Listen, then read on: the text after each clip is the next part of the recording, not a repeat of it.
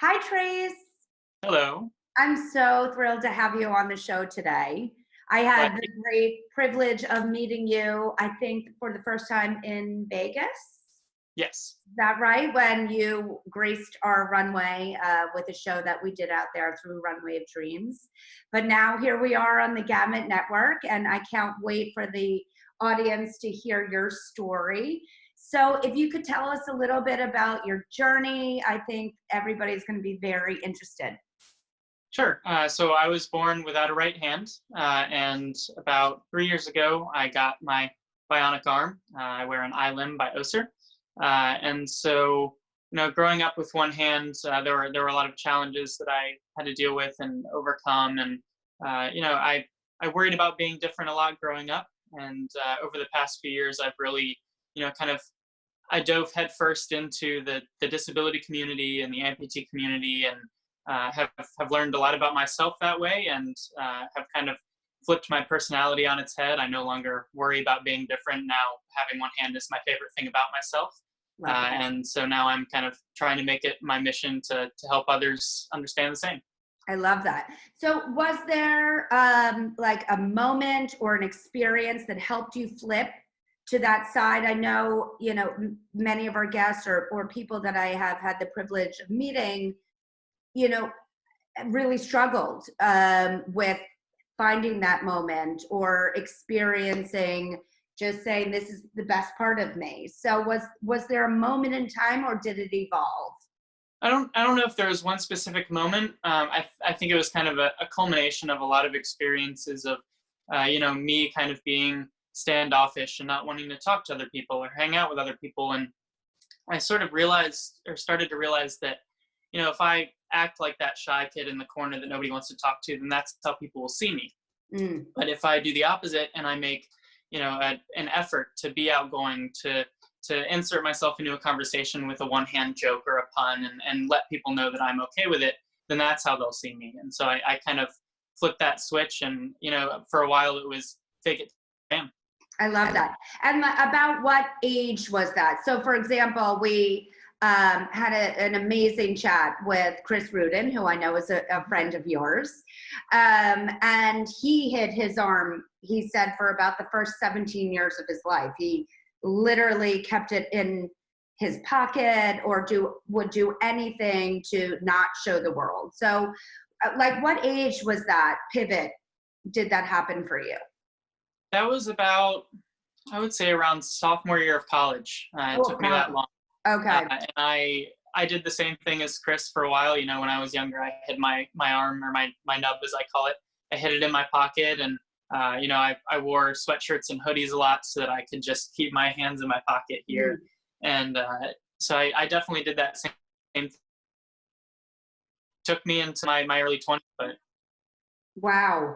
And so for somebody out there that, is a younger version of you, and is growing up, I think, in a world that is certainly much more inclusive, what would you say to either the younger version of you or somebody out there that was born with a limb difference or now has a limb difference due to something that happened in their life? What would you say to them?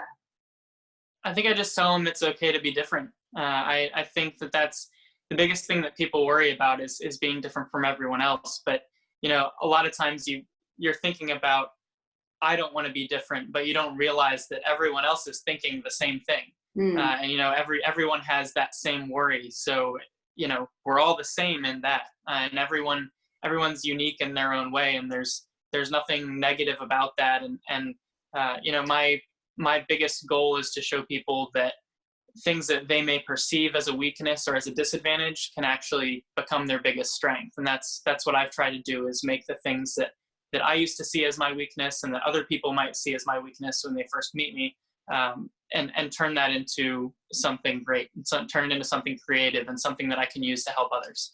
Fantastic. And what would be an example of that? Something that maybe you never thought that you would be able to do that now you do, or do it in a different way? What's an example of that?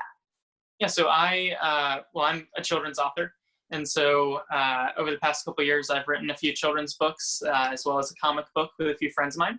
And so my books, Uniquely Me and Uniquely Brave, are both about a little boy with one hand, and they're both meant to help kids with disabilities learn to love the differences that make them unique. So I've kind of taken my experiences and funneled them into being able to help others through those books.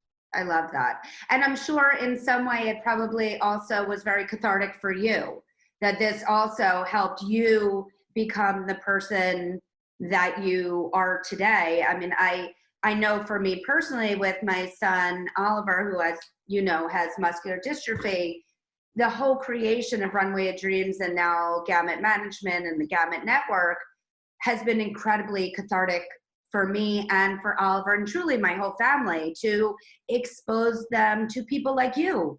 And he feels very much a part of a community that he never really realized he was in before. So I'm sure not only did your book serve that for you, but I can't imagine what it's doing for others that are reading it. Do you have any, before we go into hearing an excerpt from the book, do you have any stories that you know or people that this has touched that you could share with the audience? Sure. Well, I have two quick stories. So the first time that I met another amputee or another person with a limb difference, I was 21, 22. I had never met anyone else like me. And I went so I went to a meeting. Years you had never met anybody else with a limb difference. Wow. Yep. And so I went to a meeting or a large conference with Lucky Fin Project. And they're a nonprofit that helps kids with limb differences. And so I went to this event and I went to the hotel to check in, and this little boy with one hand runs up to me and he goes, "Your arm's just like mine."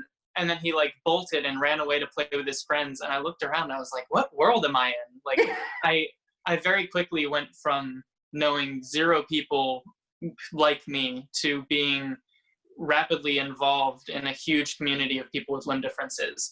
And I think it was a very humbling moment the first time that I had a parent send me a message on Facebook and say, "Hey, I bought your book for my son and he refuses to let me read anything else now."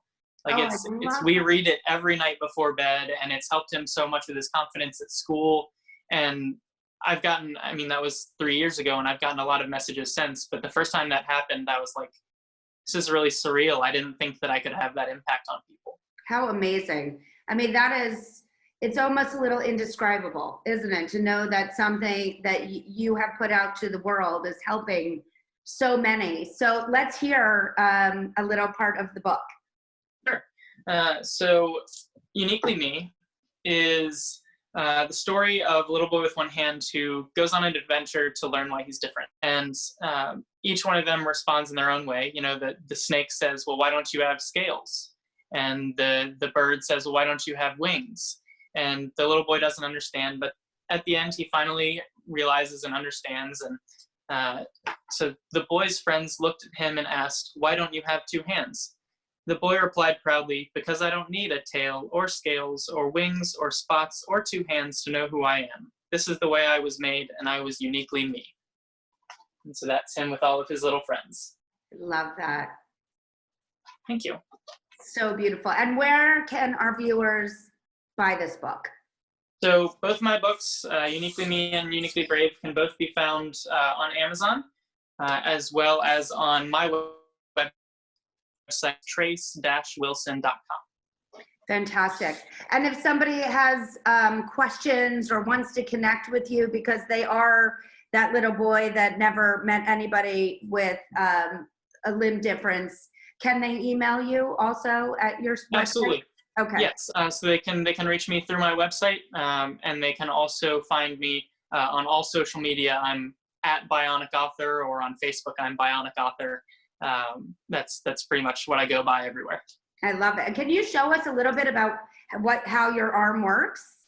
Sure. So I wear an iLimb by Oser, and it's a myoelectric arm, so I can control the hand. And so I've got two sensors inside of the forearm that sense my muscle movement.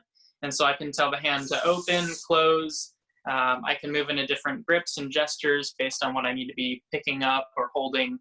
And I can switch out the gestures using an iPhone app. So it's been very, very helpful. I can't imagine, like, even, you know, typical kids or young adult or even adults probably look at that and think it's the coolest thing they've ever seen. Oh, absolutely. Yeah. And it's also fun because, you know, I go to Comic-Con and I do a lot of cosplay stuff. And so a lot of the costumes and characters that I choose are all bionic or amputee characters, you know, things like Luke Skywalker or Terminator, stuff like that. So cool. Before we go, I'd like to ask all of my guests for their vision boards, because I have one that sits next to me every day that I remind myself the journey that I'm on. Who or what would be on your vision board? So I have a quote that I have 4 or 5 whiteboards around my apartment that are just full of stuff, but I have one quote that is on every board that I have. And it's one of my favorite quotes from one of my favorite books by Brandon Sanderson. And the quote is, what is the most important step a man can take? The next one. And so that's one of my favorite quotes, and I keep it everywhere to remind me that no matter where I am or what I'm currently doing or how tough things are going, the next step is what's most important. Oh, wow. Thank you so much for sharing that, because I think that quote is going to really hit home with what's happening in our world right now. So thank you so much. I'm sure that's going to be extremely meaningful. And if it's okay, I might put it on my board as well. I'll give you an asterisk though, of course. Perfect. But I am so grateful. Thank you for sharing your story, for spending time with us. And again, if anybody wants to connect with you, please just repeat again where they can find you. Yep, you can find me on social media at Bionic Author, or you can find me at my website, and that's trace-wilson.com. Amazing. Thank you, Trace. I always love seeing you. Please email us at talent@gamutmanagement.com and tell us a little bit about why you would be a great guest on our show.